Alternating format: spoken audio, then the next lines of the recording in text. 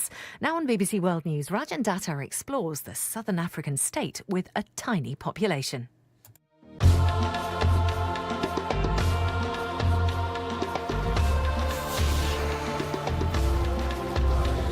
It's gone from being one of the poorest countries in the world to relative prosperity today and a reputation as a beacon of responsible tourism.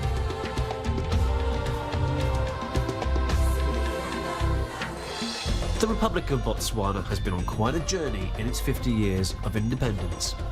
And I'm on a personal mission to explore how people here have shared this land with such a diversity of wildlife for millennia, and if tourism can help maintain that delicate balance.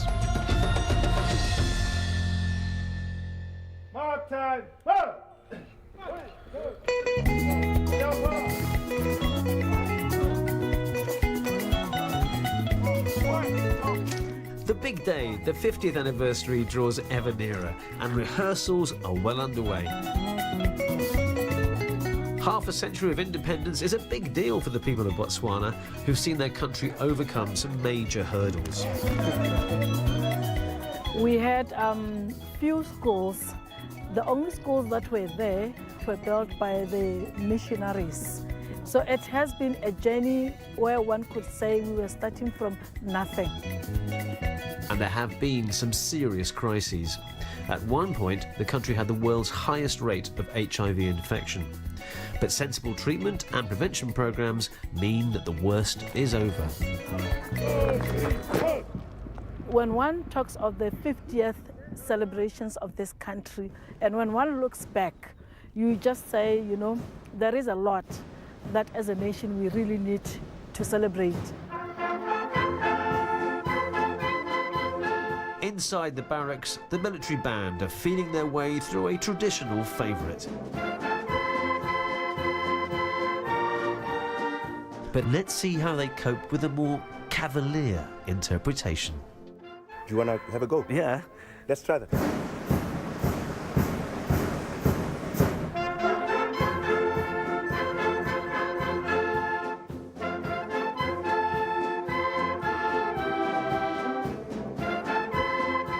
I'm just waving my hands in the air and look what's happening. Music! The power's going to my head. Though I've got a sneaking suspicion they're actually ignoring my inspired baton gesturing. But hey, happily for them, I won't be in charge on the big day. With just a few 100,000 residents, the capital, Gaborone, in the southeast of the country, doesn't really fit the stereotype of a bustling, noisy African city. Can I try your hat? Sure. What do you think? Beautiful. Nice. Oh, come on. But right now, the market's doing a good trade in Bot 50 paraphernalia. In fact, for some people, the party started early.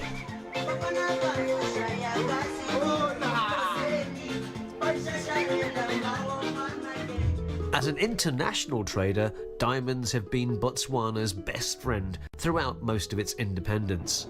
Huge discoveries propelled it to becoming the world's largest supplier, and it's the industry's global hub today.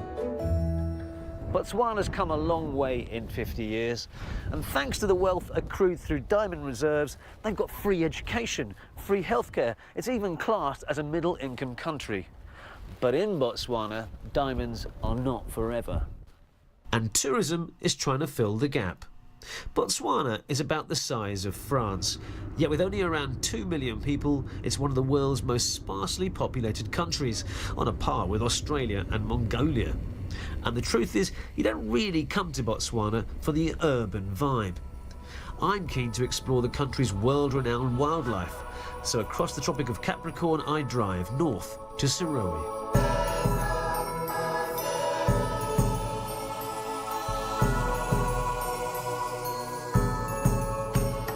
Botswana boasts more African elephants per square mile than any other country in the world, and it's a glorious sight. But there's another big beast that's had a much rougher passage in the last few decades: the rhinoceros.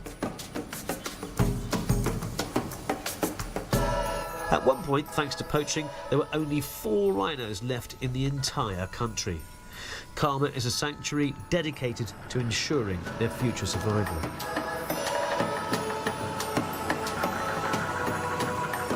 With 9 rhinos brought in from South Africa in the late 1980s, a breeding program began. And we are now tracking one of the success stories of that program. So the wind is blowing that side, so we have to go downwind. The purpose being that rhinos have got a good sense of smell. That's how they detect whatever is around them in the environment. So we have to be downwind so that they don't smell us. All right.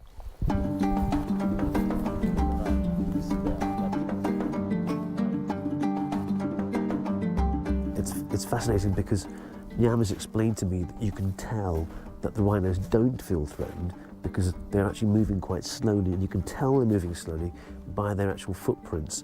And there's one rhino here and one rhino over there, and that offers us some luck that we will get close to them because, as Nyam says, they don't feel threatened. So let's cross fingers.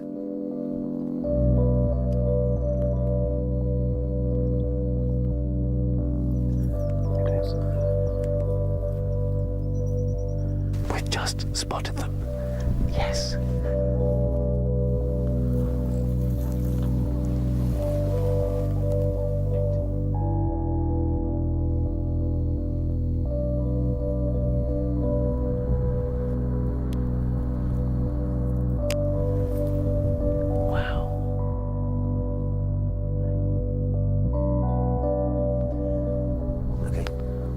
Take a bit of a risk. Nyam has actually been as close as 10 meters before to a rhino without them sensing that he's there. So we're going to see how close we can get. Okay, let's do it. It may be best if only Mike comes. Well, if we get this close here.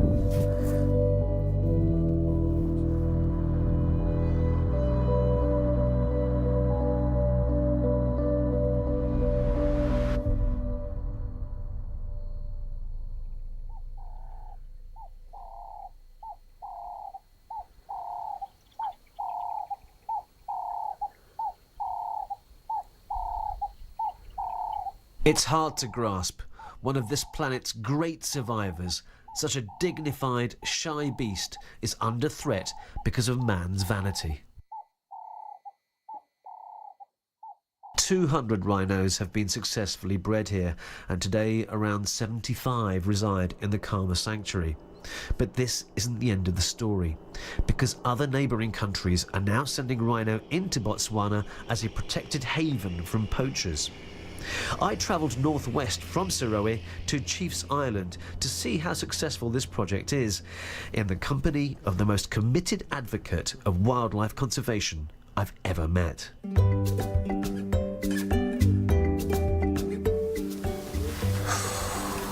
Beautiful picture. Beautiful, beautiful picture. Well, of course I'm biased.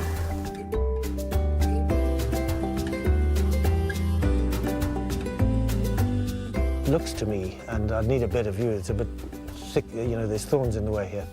But we're looking at a mother and a calf. Now that calf is born in Botswana. That calf is a product of the mother is a product of the translocation, but she's met a bull here and she's bred that calf.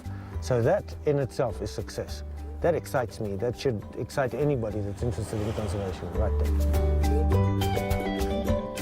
Today, rhino horns are highly valued for their supposed medicinal and ornamental properties, especially in Asia. The latest round of poaching is a massive threat because of technologies, GPS units, satellite telephones that are being used by the modern syndicates, you know. So the modern guys are a distinct threat, right? Between the 2 rhinos in front of us, MAP estimates there's a market value of $120,000 worth of illegal rhino horn. It is an international effort, but the threat comes from continents away, and they use neighbouring states as, you know, sort of clearing stations. So this effort to look after these rhinos, prevent poaching, has to be international by description. It is not an effort that can be carried out in Botswana alone. And conservation is Botswana's main focus these days. The mantra for tourism is high quality, low impact. In other words, discouraging mass tourism in favour of more expensive but also more responsible camps. And the latest trend in that is mobile safari, essentially pop-up sites that prevent local wildlife becoming too habituated to human prisons.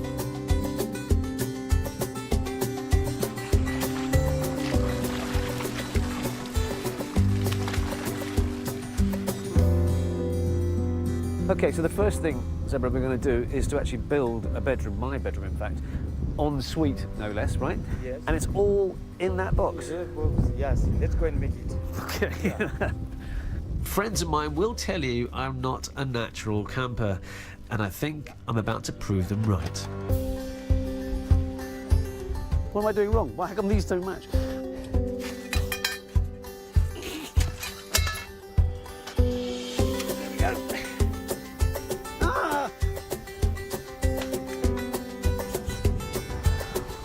A bit dizzy. Oops. I think it's the curse of Rajan Datar. The whole thing's collapsed again.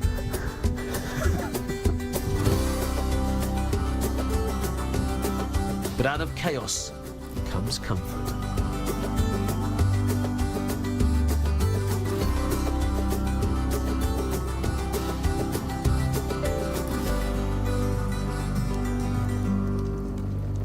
Do you know what? I've never been in this situation before. Wildlife roaming free. In fact, I can hear a lion just over there. No rangers, no guns, no Wi-Fi coverage, no mobile phone coverage. And I'm just about to go to bed in a tent by myself.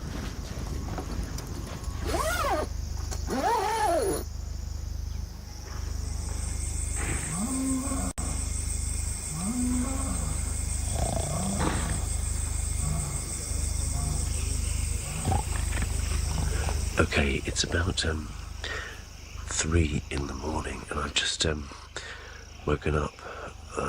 I'm woken up by something, a noise outside. Up until then, I slept quite well, but now my mind's beginning to race, and I'm thinking maybe if I put my head through the entrance of the tent, there'd be like a lion or an elephant just there. Up until then, though, I slept really well. It's a really nice little setup here. And the only real stirrings I've heard, loud stirrings, have been the kind of sounds of the night coming from my colleague who's in the tent just down there.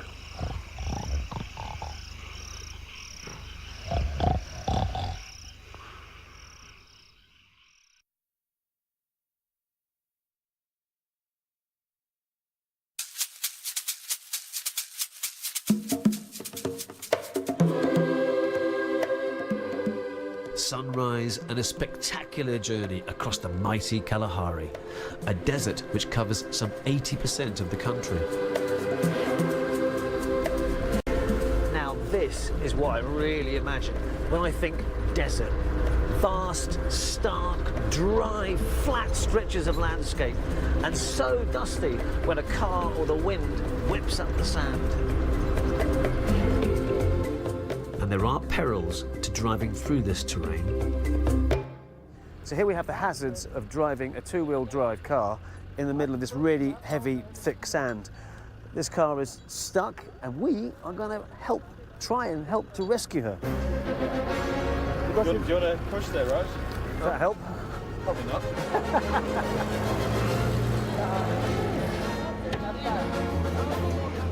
Whoa. I'm not sure if this makes any difference, but anyway.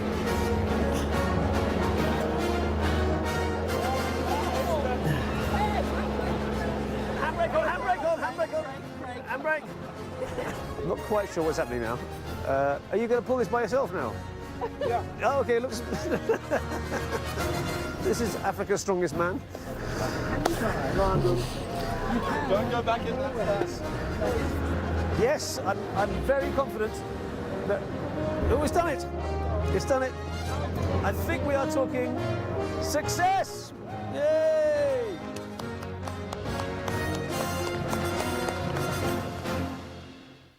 "50 years actually makes Botswana quite a young country. But what this anniversary conceals is that here in the Kalahari Desert, you've got one of the oldest communities on the planet, maintaining the same traditions for tens of thousands of years. And this is where it all began. The Sodila Hills in the far northwest of the country are the spiritual and ancestral home to many communities of bush or San people, and they left a quite remarkable legacy. This area here, Sodila for instance, has been occupied by people continuously for 100,000 years. And people have left their artistic expressions in the form of rock art. People believe this is the abode of the ancestors. It's not just rock paintings or wheels, but the abode of their very souls and ancestral spirits. And that's why this site is very important, and today also on the World Heritage List. By their very lifestyle, the nomadic San tribes have touched many parts of what is Botswana today. And I'm interested in finding out how they're coping in a contemporary world where they're not allowed to hunt and have lost land and access to natural resources. So onwards to the outskirts of the town of Ganzi in western Botswana, close to the Namibian border. Settlements like these were created as part of a controversial government relocation program designed to integrate the San people into mainstream society. People like Bolanda. Can you show me your hut? This is where you actually live and sleep, yeah? Yeah. This is a far cry from the nomadic hunting and gathering lifestyle of her forefathers. 4 times a year they move to 4 different areas. Then when the seasons change, they also move to another direction. So they were very sensitive to movement of animals. The living conditions here are a good illustration of the sometimes uneasy mix of the traditional with the contemporary. You can see the traditional pot here. In the olden days, our forefathers were using traditional sticks for making fire. And now we buy matches from the shops. And instead of pots and plates, they were using the ostrich eggshell as the plate, and they were also using it for storing water and for medicinal use. For many San people, the transition to this way of life has been hard, but Bolanda has forged a career for herself as a beader, using indigenous skills. My business has grown tremendously, and I've been invited to attend the international trade fairs in different countries.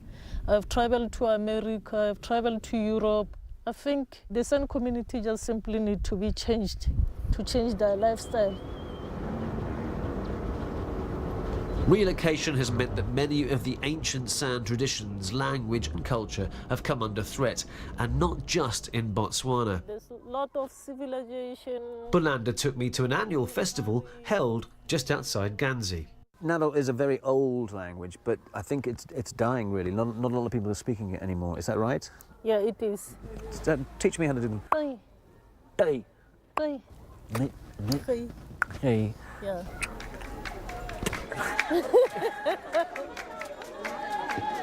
At this festival, different tribes from all over southern Africa gather to promote and celebrate endangered cultural practices.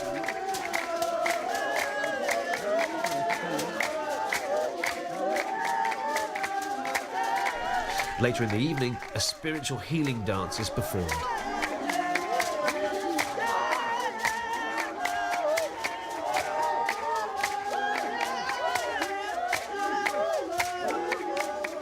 In the olden days, it was only performed when somebody's sick, when they are moving around dancing. That's when they touch the patient, and then they talk to the traditional gods to take the evil spirits away.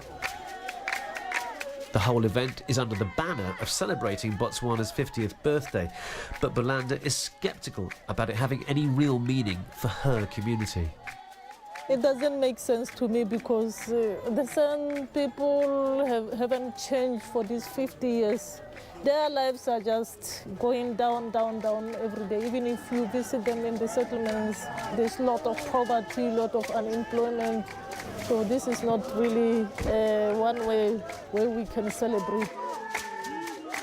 The San people do only represent a small minority of the Botswanan population, but they are highly symbolic. It may need more than a healing ritual like this to remedy this issue.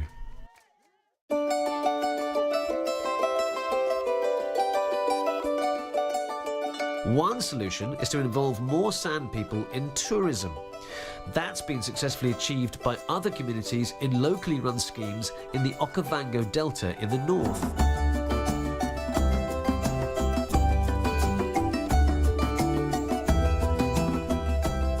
These traditional canoes, or mokoros, used to be carved from tree trunks, but for ecological reasons are now fashioned from fiberglass.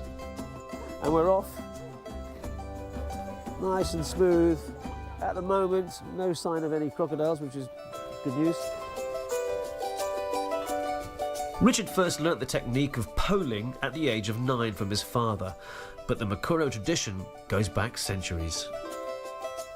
In olden days, they go out using mukoro for hunting, go fishing, and gathering wild berries.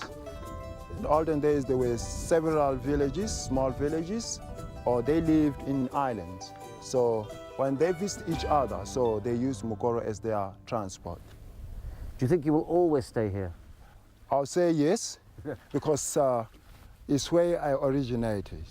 So all my friends, I have to ask them to come to visit me in this paradise.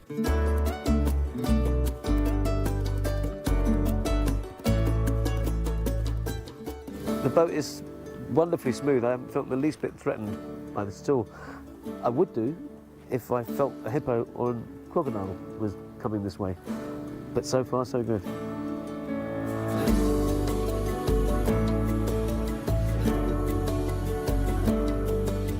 It's been an epic journey crisscrossing Botswana. 8 plane trips and some hard slogs, driving more than 3,000 kilometres on rough terrain. It's not necessarily a cheap place to travel in. In fact, sometimes it feels a bit exclusive. But the truth is, the future of Botswana for the next 50 years and beyond lies in all its inhabitants, peacefully sharing in the unique resources of this extraordinary land.